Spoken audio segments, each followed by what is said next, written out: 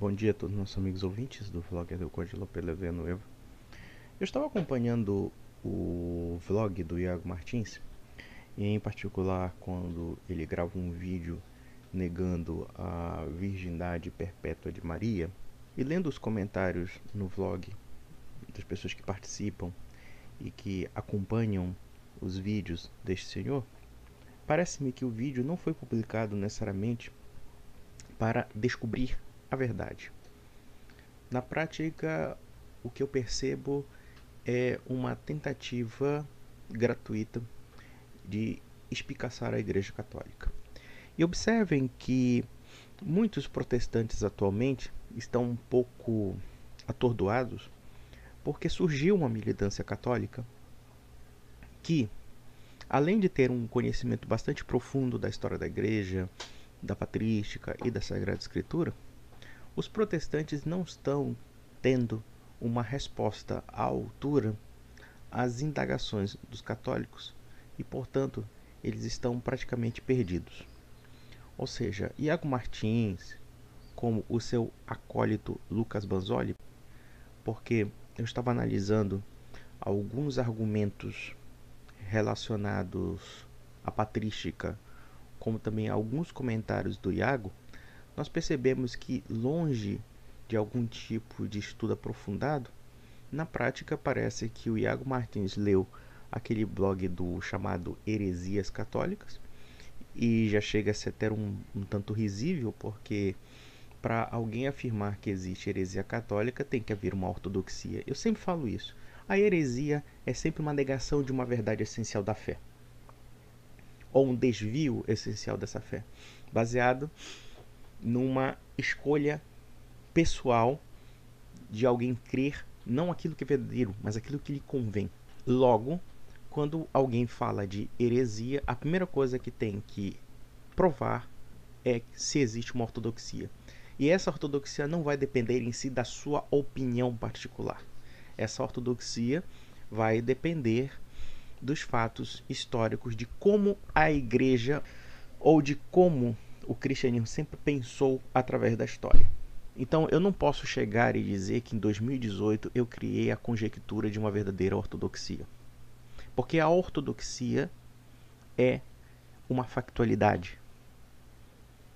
Na fé cristã, ser ortodoxo é ser fiel aos fatos do cristianismo, aos relatos do cristianismo, ao providencialismo de Deus na história, através da igreja e através da mensagem evangélica.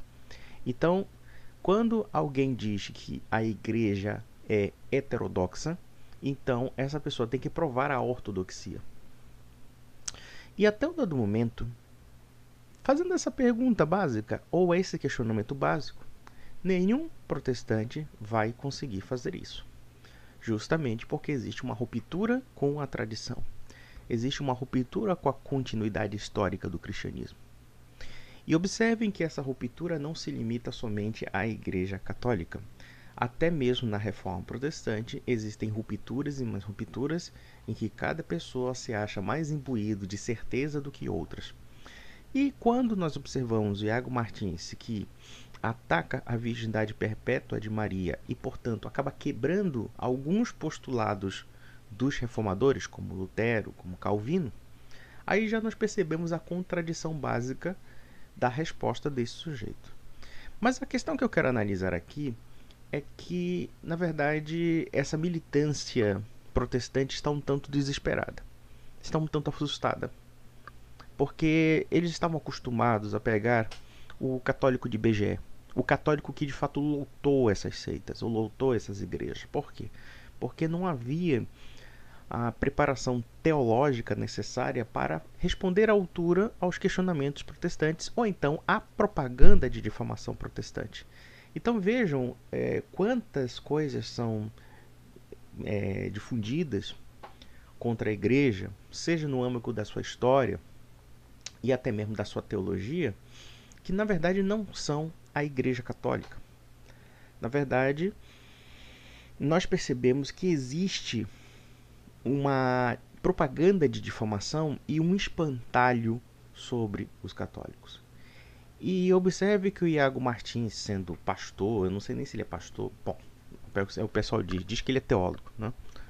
Se ele escreveu um dia a Súmula Teológica de São Tomás de Aquino, ou sei lá, as obras de Santo Agostinho, vá lá, eu posso chamá-lo de teólogo, mas fora disso, o que eu vejo é apenas um youtuber que está querendo fazer sensacionalismo e fazer palpitaria. Porque basta ver os vídeos que eu publiquei para perceber a fragilidade dos argumentos que ele postou. E há muita gente teimosa, dentro do ramo protestante, naturalmente, que ainda insiste em afirmar que Iago Martins não foi refutado. Olha, eu já presenciei aqui muitos vídeos católicos de muitos amigos aqui, muito bem fundamentados, e que realmente não sobra pedra sobre pedra no argumento de Iago Martins. Só a teimosia militante e fanática é que realmente mantém todas as argumentações do senhor Iago com relação a determinados dogmas católicos. E eu fico muito impressionado porque quanto mais eu pesquiso as escrituras, mais eu percebo como a Bíblia é fundamentalmente católica e como a tradição e a escritura se batem muito bem. Então, esse pessoal fala, ah não, porque a tradição contrária às escrituras ou coisa parecida. Eles não entendem nem o que é tradição. Porque eles acham que tradição é um conjunto de historinhas perdidas no espaço e no tempo. Tradição não é isso, tradição é conhecimento. Nós temos uma tradição na ciência, nós temos uma tradição na língua, nós temos uma tradição na cultura, nós temos uma tradição em vários aspectos. Ninguém precisa escrevê-las para que elas existam. Quantas tradições o Brasil não teve do ponto de vista cultural? Lamentavelmente se perderam por outras razões, mas existiam as tradições. Ninguém, por exemplo, escreveu algo para afirmar que o carnaval existe. O carnaval faz parte dos hábitos e costumes da população, como também o Natal, coisa parecida. Não está escrito na Bíblia isso, não está escrito em qualquer lugar. Isso está escrito no quê? Na tradição. Ou então, nos costumes e nos hábitos da população. E vejam que, quando nós afirmamos que existe uma tradição, nós temos que ver também que a Bíblia é uma tradição, no sentido de que é o resguardo de escritos que também foram mantidos pela igreja. Sem a igreja não há a Bíblia. E isso é um fato histórico consumado e inegável. Se os protestantes afirmam que existe uma Bíblia sem igreja, então eles têm que afirmar também que existe uma Bíblia sem o Espírito Santo. Ou que o Espírito Santo age de uma forma dispersa e incoerente, porque não existe um resguardo de unidade, de comunhão e de continuidade. Vejam que quando se fala da divisão protestante, os próprios protestantes, para se defenderem, afirmam que existem divisões na Igreja Católica, como no caso as ordens religiosas, como no caso o fato de existir a renovação carismática católica, ou então alguém que segue um rito mais tradicionalista, do caso a missa tridentina, etc. Primeiramente, isso não é divisão doutrinária. A renovação carismática católica acredita nos mesmos postulados de fé do tradicionalista. O que existe, basicamente, é um conflito dentro do âmbito da liturgia, embora a liturgia, com algumas diferenças aparentes, é basicamente a mesma. Porque, vejam, a Igreja Católica tem vários ritos, embora eu tenha muita reserva com a forma, que no meu entender é bastante complicada, com que a renovação carismática faz o rito da missa. Até porque existem muitos excessos, muitos exageros e muita influência do pentecostalismo protestante, que no meu entender é bastante negativo. Porque nós não precisamos disso. Nós não precisamos de gritarias, nós não precisamos de espetáculos do tipo de achar que o Espírito Santo está atuando em tudo. Isso para mim é puro voluntarismo. E isso não tem nada a ver com a igreja. Mas o fato de haver um erro acidental não nega elementos essenciais que mostram a unidade. Primeiro porque todas essas pessoas obedecem às mesmas autoridades, os bispos em comunhão com o Papa. Esse é o primeiro item. O segundo item é que existe um credo apostólico. Quando nós estamos na missa, nós rezamos o credo. O que é o credo? São os pontos essenciais da fé católica. sem os quais você não é católico mais. Então, aquele credo, de fato, todos eles acreditam para se firmarem católicos. Quem não acredita não é mais católico e acabou. Então, existe, de fato, unidade de fé. Claro que nós vivemos numa época de crise, numa época de grandes conflitos, numa época de grandes mudanças e, portanto, há uma certa confusão na compreensão dos preceitos católicos. Mas divisão, no sentido que o protestante entende divisão, com certeza não é a mesma coisa. Não é o que acontece na Igreja Católica. A Igreja Católica mantém a sua identidade enquanto grupo, enquanto comunhão e enquanto pontos históricos de fé. Nós nos identificamos com os mesmos santos, nós nos identificamos com os mesmos princípios, nós nos identificamos com os mesmos valores. Agora, teologia da libertação e muitas outras coisas que existem na igreja, inclusive são consideradas heresias. A própria igreja já decretou isso. Se existe um problema com os bispos ou alguns leigos que seguem falsas doutrinas, é uma outra história. Mas aí que está. Essa é a diferença de ser católico e ser protestante, porque dentro do protestantismo não se pode nem mesmo alegar uma falsa doutrina, ou uma doutrina verdadeira. Quando o Iago Martins diz que, ou pelo menos, pelo que eu vi no trecho, que afirmar a virgindade perpétua de Maria é uma heresia, então ele está dizendo que até mesmo aqueles fundadores da chamada Reforma Protestante também são heréticos. E, portanto, quem tem autoridade maior na Reforma não são os fundadores da Reforma, mas sim o próprio Iago Martins, que é mais reformado do que Calvino e mais reformado do que Lutero. Então, vejam, existem problemas sérios que nós católicos denunciamos e revelamos com argumentos embasados tanto na Escritura como também na tradição e no magistério, porque nós não somos biblistas no sentido da sola Escritura. E a sola Escritura é contraditória. A sola Escritura não chega nem a ser, de fato, um princípio que possa formalizar uma doutrina, porque em nome da sola Escritura você pode criar várias doutrinas, as mais confusas, as mais absurdas possíveis.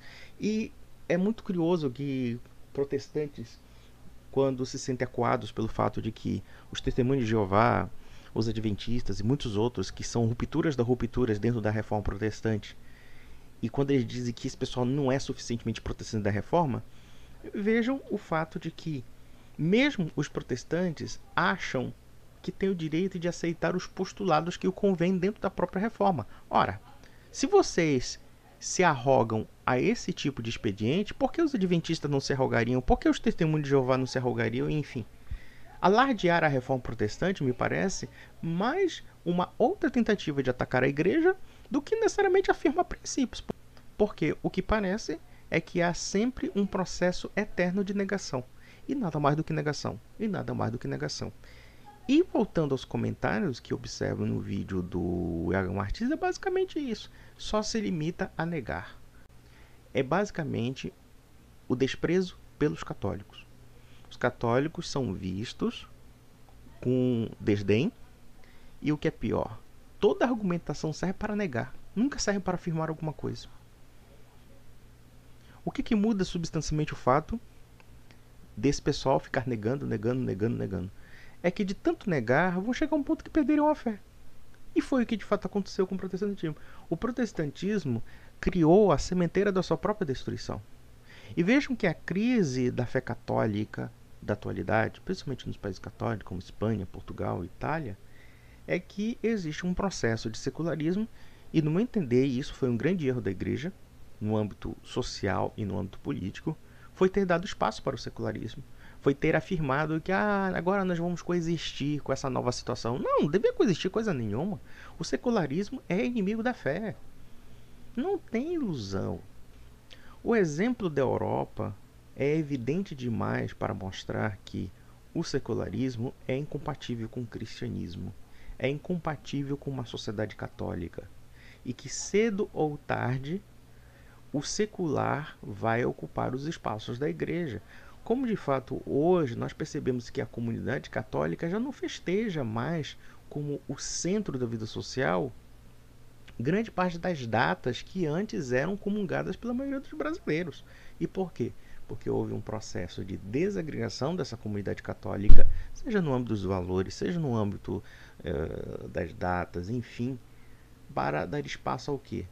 Ao secularismo. E só foi o secularismo.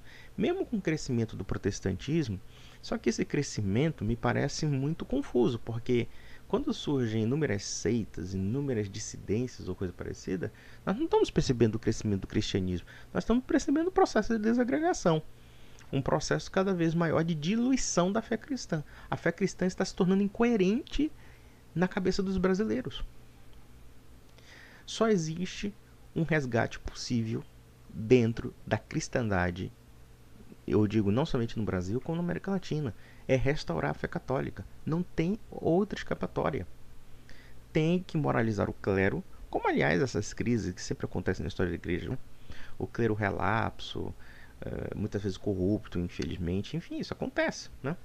Mas cabe tanto ao laicato como também aqueles padres e bispos que realmente têm coragem de fazer alguma coisa, de atribuir as reformas, e não a reforma protestante, por favor, que seja a reforma católica, tipo a contra-reforma, como se chama, ou então as reformas que houve na Espanha do século XV, que também teve esses mesmos problemas, enfim, no sentido de nos brindar com uma igreja renovada no que diz respeito à fé. E fé católica, diga-se de passagem. Porque o protestantismo não vai renovar nada. O protestantismo só vai corroer, só vai destruir. E o exemplo que nós vimos no caso do Iago Martins é basicamente isso. Hostilidade e hostilidade gratuita. E eles estão desesperados porque surgiu uma militância católica que eles jamais esperariam. E isso, de alguma forma, é um elemento de obstrução para que, segundo a lógica deles, transforme o Brasil numa espécie de país protestante. Eu acho que o Brasil não se tornará protestante.